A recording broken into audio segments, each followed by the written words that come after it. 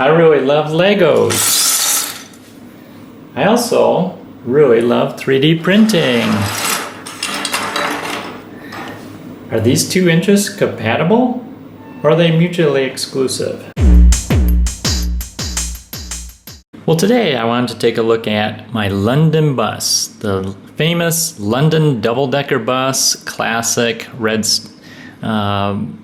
large bus, and you can see it's all built here. It's quite an impressive piece. It's very large, lots of pieces, lots of seats to make. I remember when we were making this as a family, we figured out how to make one seat. Okay, make 28 more. But it's very fun to make this piece because it's so classic, iconic, and a very large, impressive piece. You can see that I've got all the stickers on, and it actually is in some direct sunlight where I have it on display. So the stickers are actually starting to get a little weathered and have some cracks, have some peeling. Yeah, kind of in a way, not so happy, but also in a way it gives it a little bit more of an authentic kind of look, aging it a little bit. Well, so I was thinking about what could I do with 3D printing that would go along with a London bus. I mean, it's just kind of so classic already. And then as I looked at it, of course, there it is right there.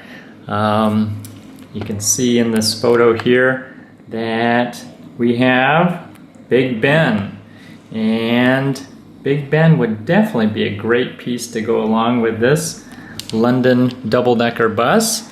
So I began to look for a Big Ben tower that I could print and set up to display with my double-decker bus. So I went to Thingiverse and I found a design for Big Ben clock tower, and it's made by Architecture KIT. I'll put a link in the description below. It's a really fantastic piece. It's multiple pieces that will all be needing to be printed and then put together. So you can see there is the base, the large walls going up, the clock housing, some small walls that will go on top, and then we get to an upper roof, and then some smaller walls that will go on top of that, and the peak of the roof, the little point and everything. And then as well you have the clock face that will go in the clock housing.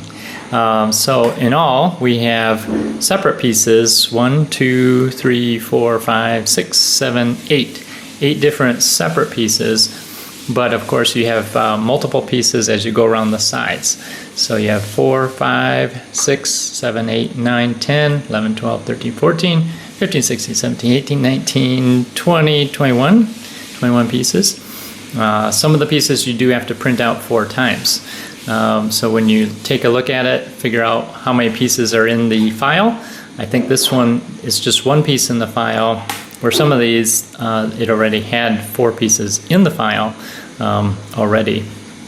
Well, one thing I realized when I looked at this, I like the clock face, but I really like kind of a white background behind it. So I worked on designing something that could go behind it to give kind of that white look. So I designed a white inner and outer clock face. So actually adding in a few more pieces here to the mix as a slight tweak and modification. 3D designers, makers always love to modify and add something to it. So hopefully that will all work out. I went through a couple iterations with this to dial in just the right size that will slip into there, and then the right size that will go around it. All right, so I have not built it yet. I'm really excited to build this. I have test fitted some of the pieces because sometimes you might get a little bit of extra plastic and as it prints out, and it needs some trimming. So I have done some testing of the individual pieces, but I'm excited to build it here for the first time and to see it. To have a 3D printed piece to go along with my London double-decker bus. Let's do it!